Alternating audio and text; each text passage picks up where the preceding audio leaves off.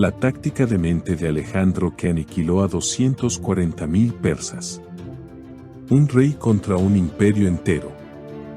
Darío III, el señor de Persia, había reunido un ejército de casi 250.000 de hombres. En una llanura que él mismo eligió. Tenía carros con cuchillas, diseñados para destrozar a la infantería.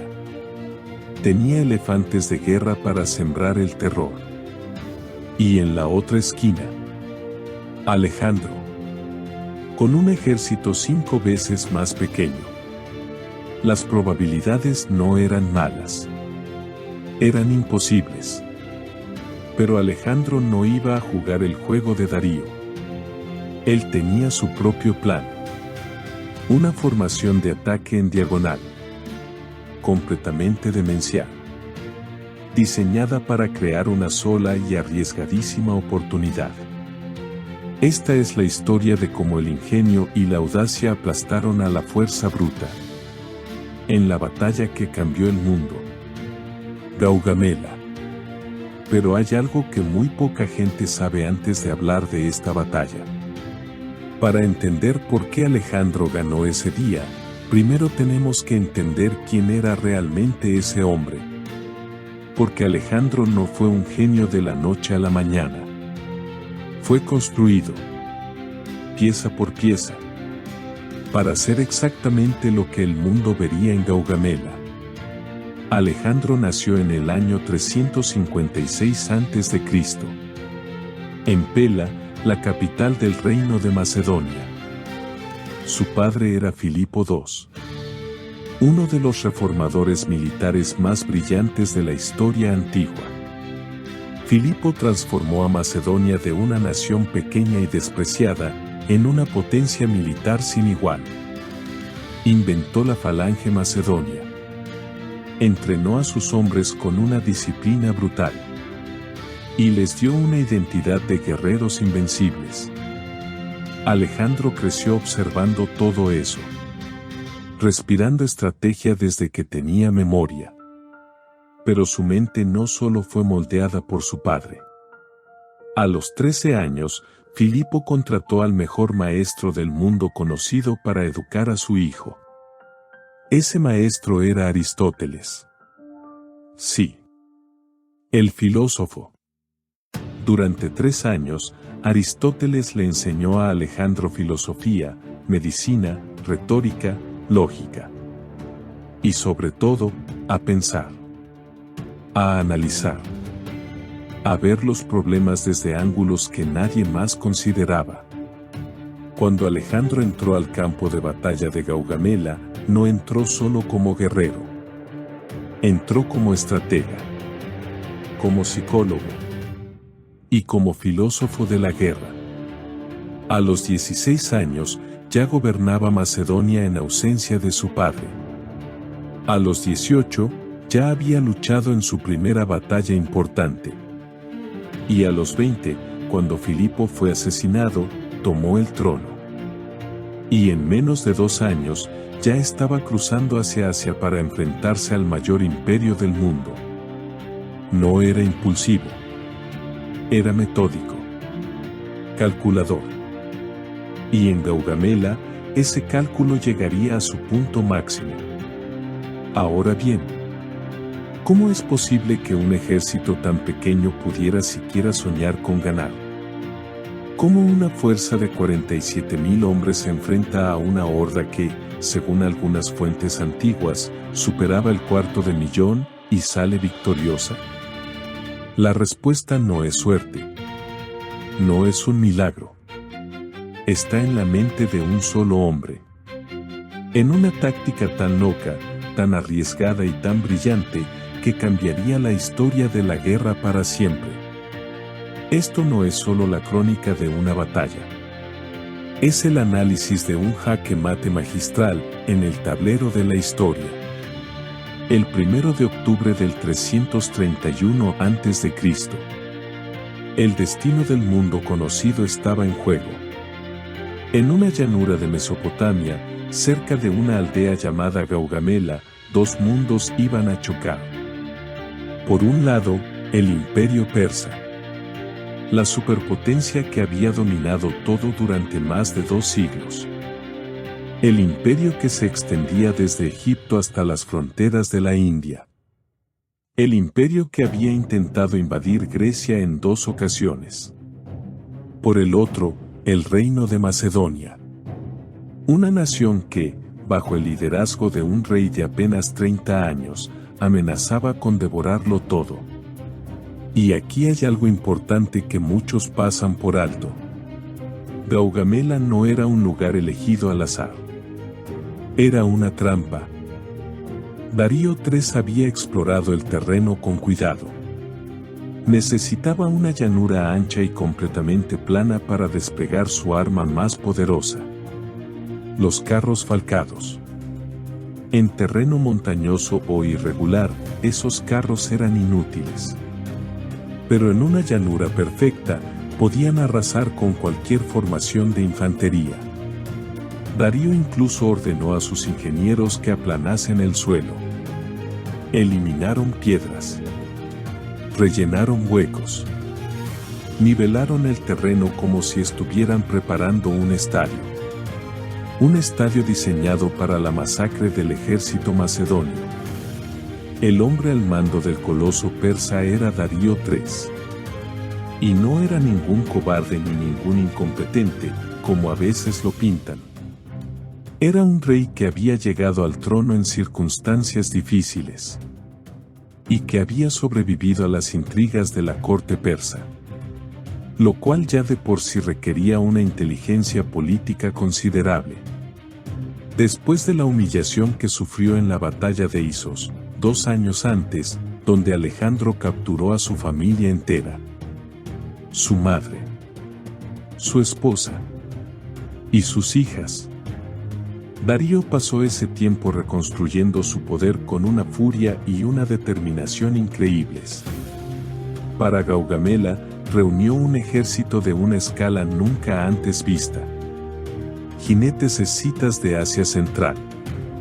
Considerados los mejores jinetes del mundo antiguo. Caballería pesada y blindada de Bactriana. Procedente de lo que hoy es Afganistán. Un contingente de 15 elefantes de guerra, traídos desde la India. Y su arma de terror definitiva. Unos 200 carros con guadañas. Plataformas de la muerte, con cuchillas de casi 1 metro en las ruedas.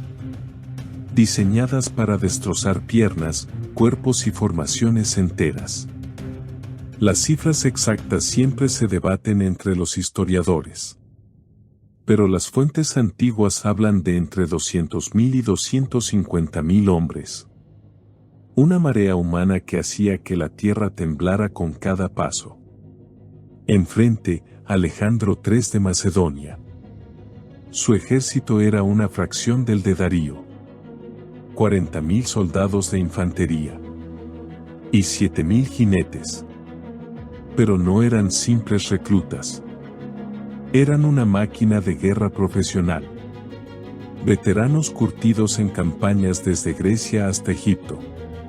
Hombres que habían cruzado desiertos y montañas. Que habían asediado ciudades y ganado batallas que parecían imposibles. Y tenían algo que el ejército persa no podía comprar con todo el oro del imperio. Una fe ciega en el genio de su rey. La situación era clara. Gaugamela era la batalla final.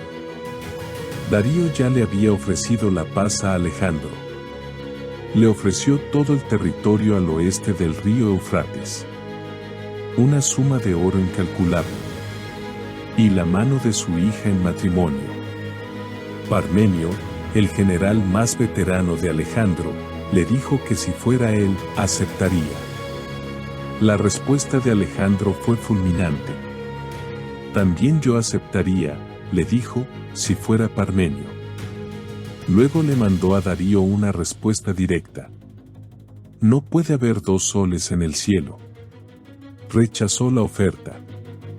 Quería la conquista total. Quería ser el único rey del mundo conocido. Sabía que los números estaban en su contra. Sabía que el terreno favorecía al enemigo. Y sabía que para ganar, no podía luchar una batalla normal. Necesitaba un plan que rompiera todas las reglas. La noche antes de la batalla, el contraste entre los dos campamentos era absoluto. En el campamento persa, los nervios estaban a flor de piel. Darío, con miedo a un ataque sorpresa nocturno, tomó una decisión que lo condenaría. Ordenó a todo su ejército que permaneciera despierto, en formación y en alerta. Toda la noche, 200.000 hombres sin dormir, de pie, en tensión, consumiendo sus reservas de energía antes de que empezara la batalla. Una decisión nacida del miedo, que sus soldados pagarían con sangre. Mientras tanto, en el campamento macedonio, Alejandro proyectaba una calma que daba miedo. Ordenó a sus hombres que comieran bien y durmieran. Sus generales estaban horrorizados. Parmenio le suplicó que atacara de noche. Aprovecha la oscuridad, le decía. Alejandro se negó. No robaré mi victoria, se dice que contestó, con una serenidad helada. Quería ganar a plena luz del día, para que no quedara ninguna duda en la historia. Después de dar esas órdenes, se retiró a su tienda y durmió tan profundamente que sus generales tuvieron que despertarlo cuando llegó la mañana. Esa capacidad de descansar la noche antes del mayor combate de su vida, dice todo sobre la mente de este hombre. Detrás de esa confianza, sin embargo, se estaba cocinando una de las estrategias más audaces de la historia. Alejandro sabía que un choque frontal era un suicidio. La línea persa era tan ancha que podía envolver su ejército por ambos flancos y aplastarlo como una tenaza. Así que tuvo que reinventar la guerra. Su plan era una obra de arte de la táctica y el engaño. El primero de los pilares de su plan era la defensa activa. Alejandro organizó a sus tropas en una formación revolucionaria. La línea de frente tenía a su infantería de élite, la falange macedonia, con sus arisas, picas de 6 metros que creaban un muro de acero impenetrable. Pero detrás de esa primera línea, colocó una segunda línea de infantería, con una orden que nadie había dado nunca antes en la historia de la guerra. Si el enemigo nos rodea, dense la vuelta 180 grados y luchen hacia atrás. Alejandro había creado un fuerte portátil humano que podía combatir en todas las direcciones al mismo tiempo. El segundo pilar era la trampa del movimiento. Alejandro tomó el mando personal del ala derecha, al frente de su unidad más letal, la caballería de los compañeros. Pero en lugar de alinearlos de frente, los despegó en un ángulo agudo, casi en diagonal. El plan era avanzar de forma oblicua, moviéndose hacia la derecha mientras toda la línea avanzaba. Este movimiento lateral confundiría al mando persa. La reacción natural de Darío sería estirar su propia línea para seguirlo, para no ser flanqueado. Y esa era la trampa. No se trataba de rodear a los persas. Se trataba de hacer que los persas se rompieran a sí mismos, intentando rodearlo a él. El tercer pilar era la solución para los carros de la muerte. Alejandro había estudiado esa arma con cuidado y había diseñado una respuesta brutalmente elegante. Entrenó a su infantería ligera para que corriera hacia los carros y acribillara a los caballos y conductores con jabalinas antes de que llegaran a la falange. Y para los que lograran pasar, la orden para la falange era aún más audaz. En el último segundo, ábranse. Creen pasillos.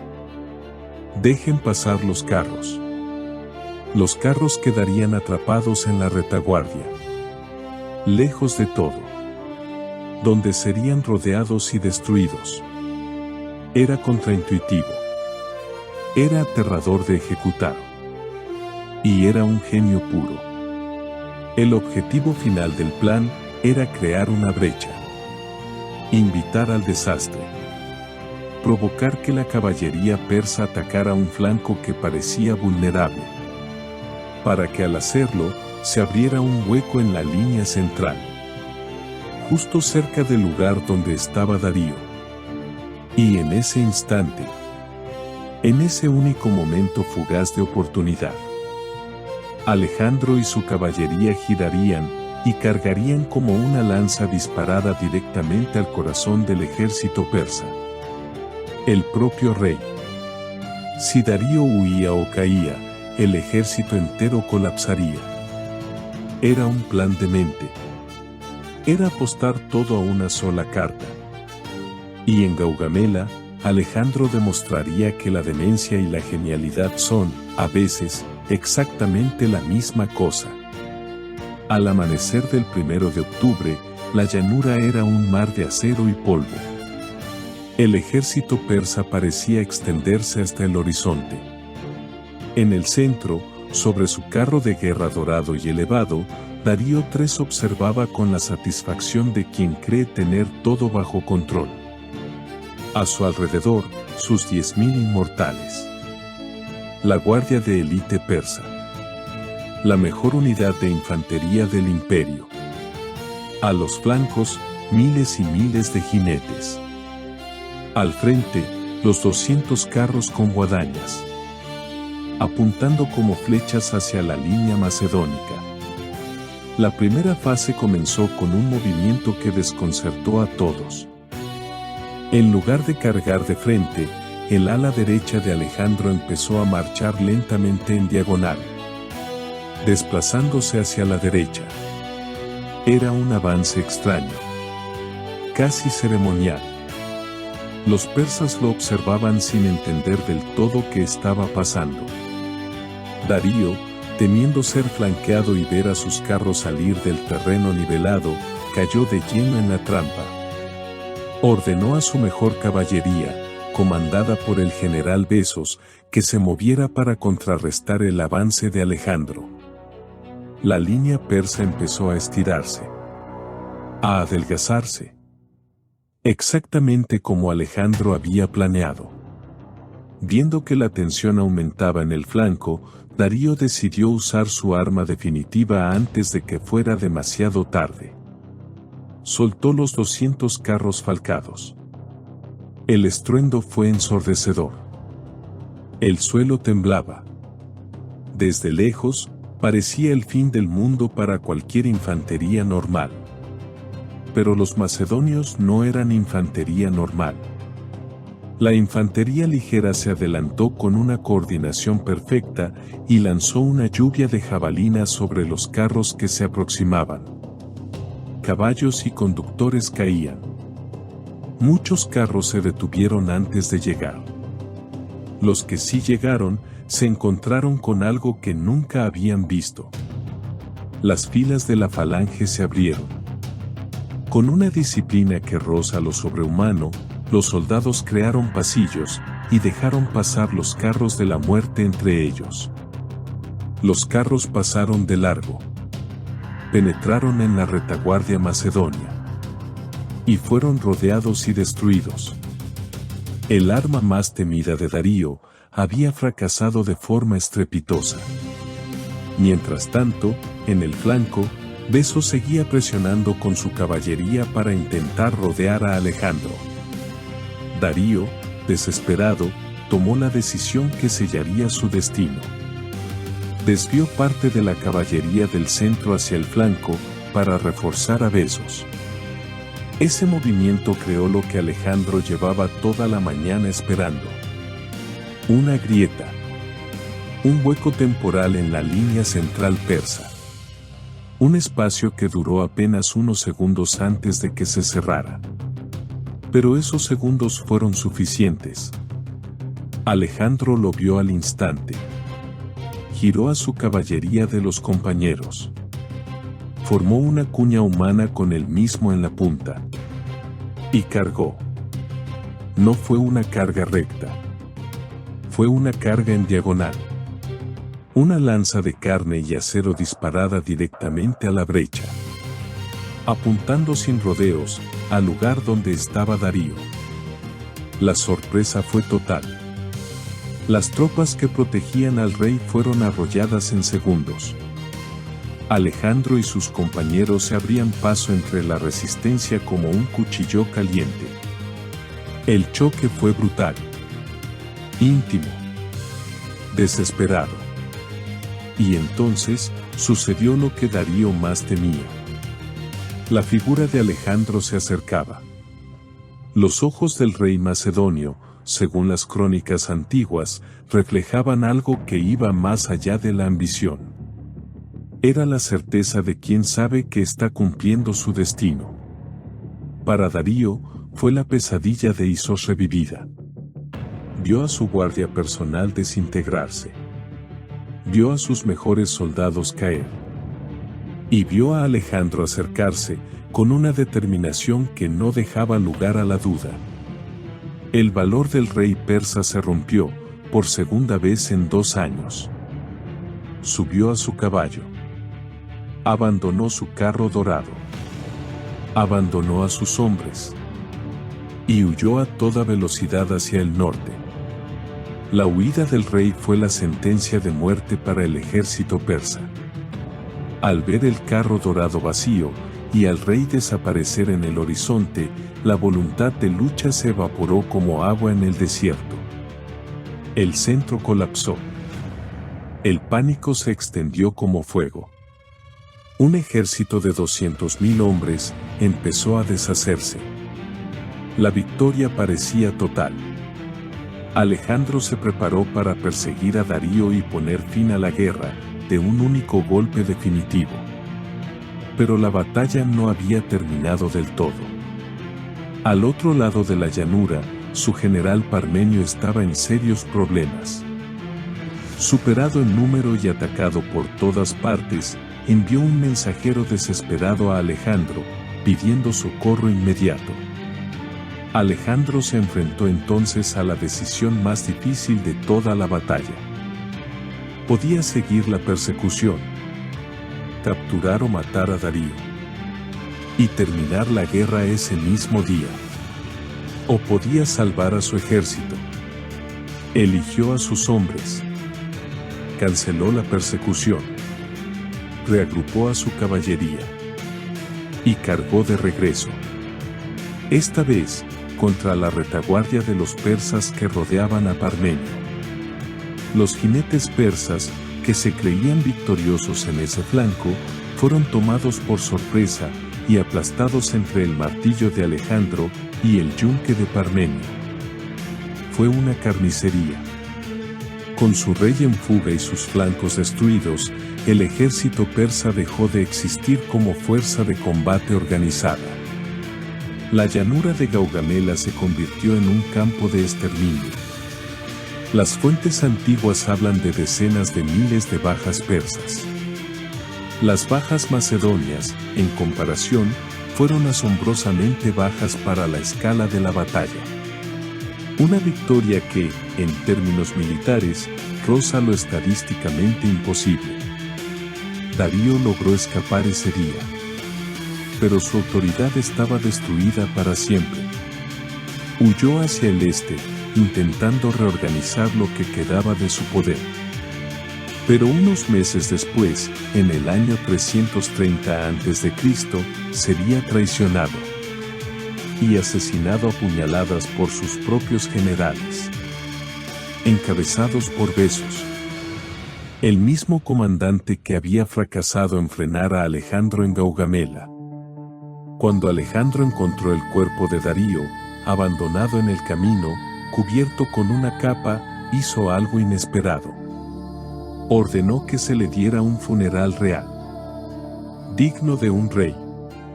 Se posicionó así como el legítimo heredero del trono persa, no como un conquistador bárbaro. sino como el nuevo señor de un imperio que ahora le pertenecía. La victoria en Gaugamela le abrió las puertas de toda Asia, sin resistencia significativa. Babilonia, la ciudad más grande del mundo antiguo, se rindió sin luchar. Susa, el tesoro del imperio, cayó en días.